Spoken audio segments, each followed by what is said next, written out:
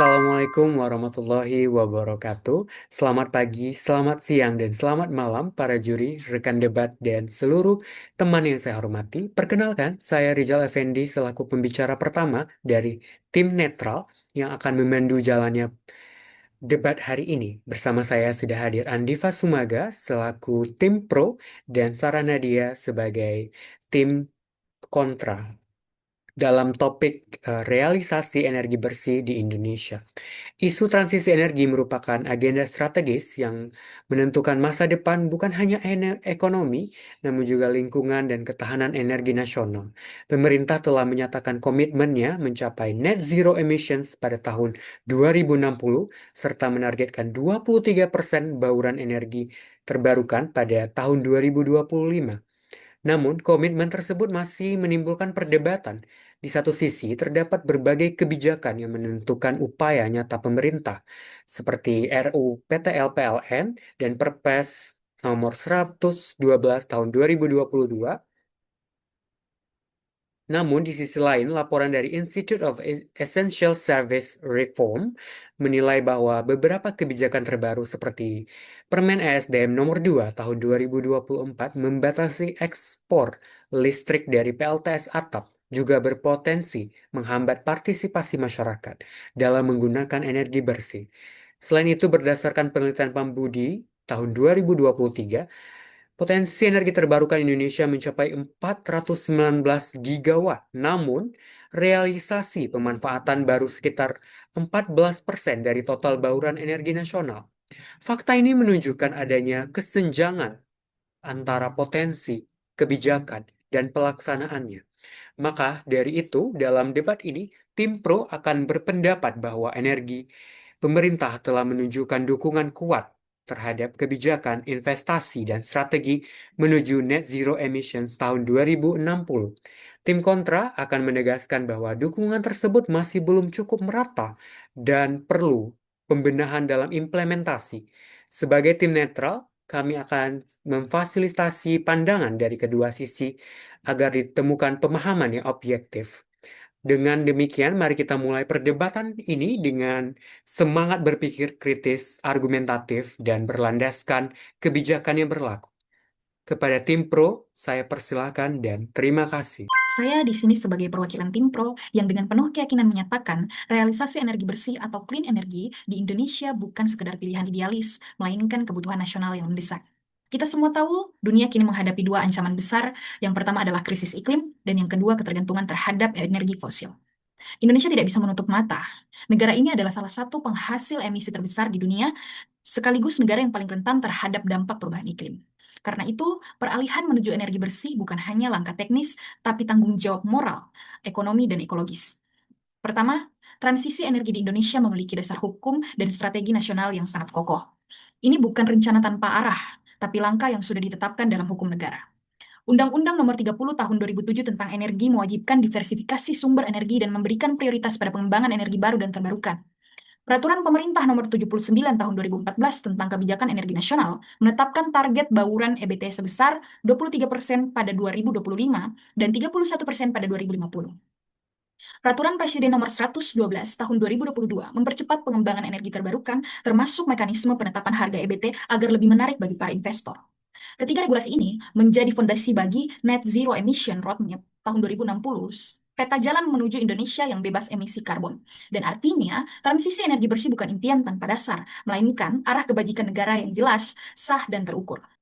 Kedua, bukti nyata dukungan pemerintah terlihat dalam Rencana Usaha Penyediaan Tenaga Listrik atau RUPTL PLN 2021 hingga 2030 yang disebut sebagai RUPTL hijau pertama dalam sejarah Indonesia. Dalam rencana ini, teman-teman, 51,6% tambahan kapasitas pembangkit listrik nasional berasal dari energi baru dan terbarukan. Dan langkah ini adalah bentuk nyata komitmen Indonesia terhadap Paris Agreement dan visi Net Zero Emission 2060. Bahkan, PLN telah mengalokasikan investasi sebesar 30 miliar US dollar atau sekitar 450 triliun rupiah untuk proyek-proyek energi bersih pada periode 2018 hingga 2027 mendatang. Ini menunjukkan bahwa pemerintah tidak hanya membuat kebijakan, tapi benar-benar mengeksekusi transisi energi dengan investasi besar dan visi jangka panjang. Tim lawan mungkin berargumen bahwa energi bersih membutuhkan biaya besar, namun faktanya pemerintah telah membuka akses pembiayaan hijau yang masif. Melalui program Just Energy Transition Partnership atau JETP, senilai 20 miliar US dollar, Indonesia memperoleh dukungan internasional untuk mempercepat penutupan PLTU batubara dan memperluas pembangunan energi terbarukan seperti surya, angin, dan panas bumi.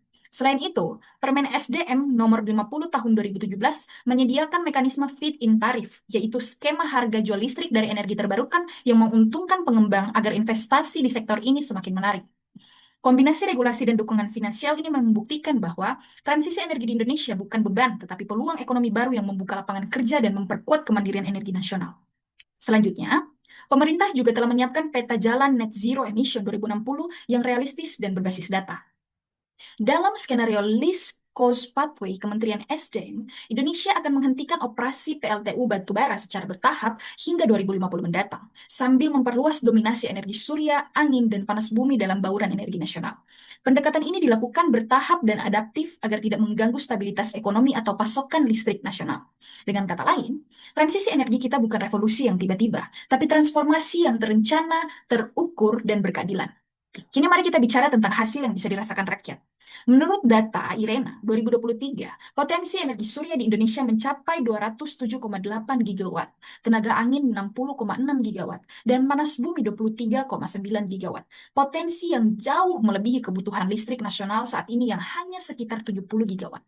Jika 10% saja dari potensi itu dimanfaatkan, menurut jurnal Energi Polisi dalam 2022, mencatat bahwa Indonesia bisa memenuhi 50% kebutuhan energi nasional dan menurunkan emisi karbon hingga 29% pada 2030.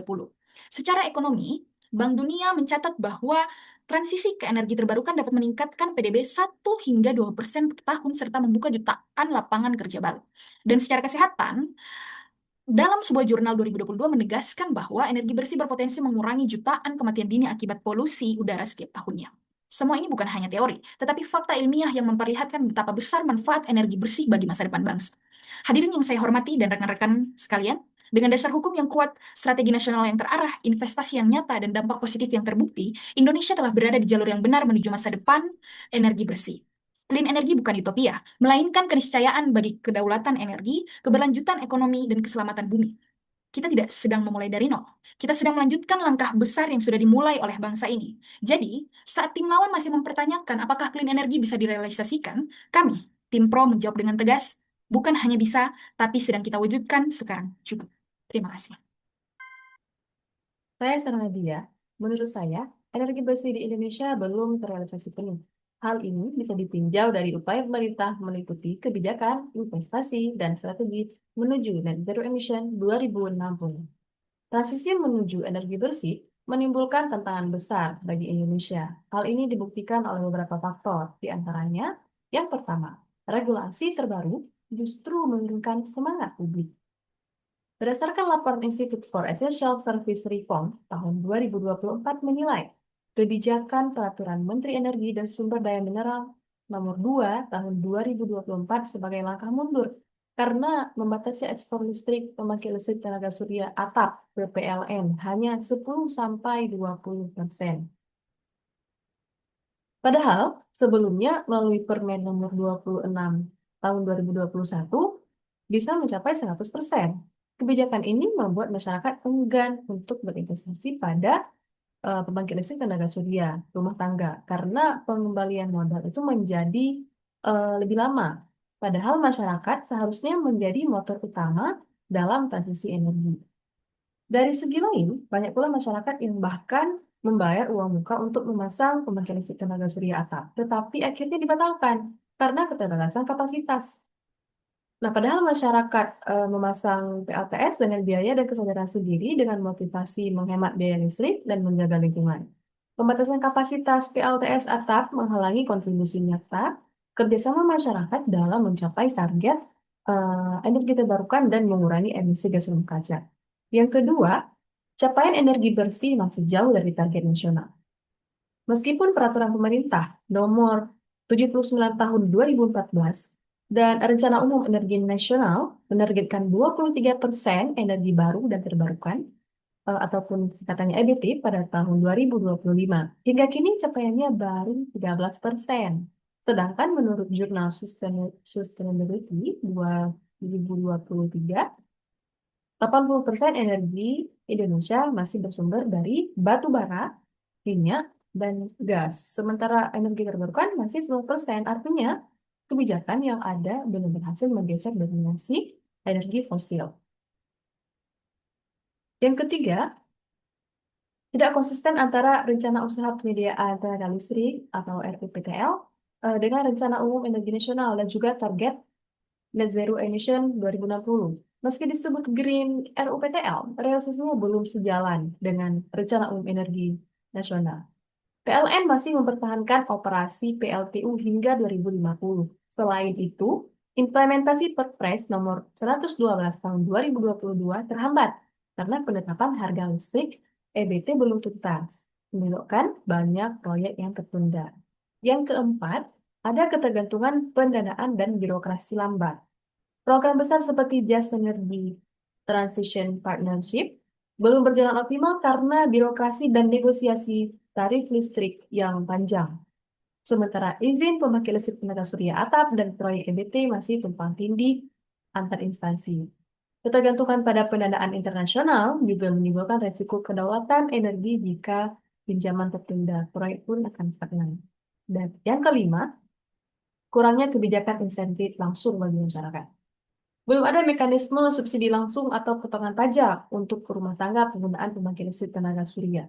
Padahal sektor inilah yang bisa mempercepat partisipasi masyarakat.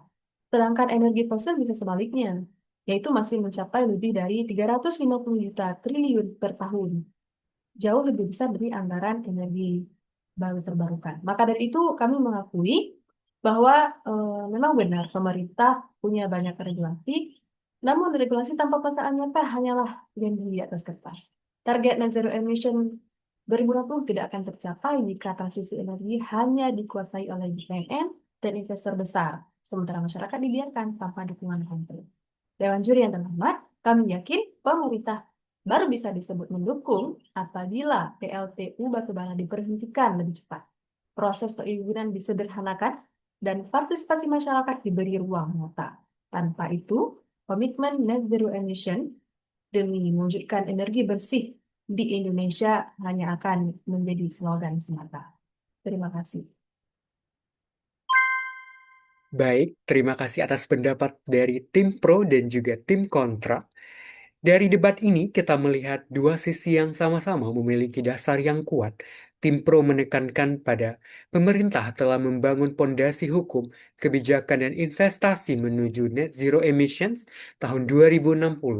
Sementara tim kontra menyoroti kesenjangan antara kebijakan dan implementasi, serta perlunya peran masyarakat yang lebih besar. Faktanya, berdasarkan Pambudi et al., potensi energi terbarukan Indonesia mencapai 419 gigawatt, namun yang dimanfaatkan baru 14%.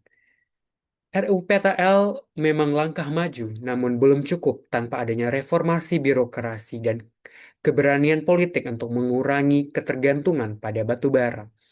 Akhirnya, transisi energi bukan hanya soal angka dan target, melainkan masa depan. Masa depan udara bersih, ekonomi hijau, dan kemandirian energi. Net Zero Emissions 2060 bukanlah tujuan akhir, melainkan tanggung jawab lintas generasi. Mari kita jadikan kebijakan energi bukan sekadar agenda pemerintah, tetapi gerakan bersama seluruh rakyat Indonesia untuk masa depan bumi yang berkelanjutan.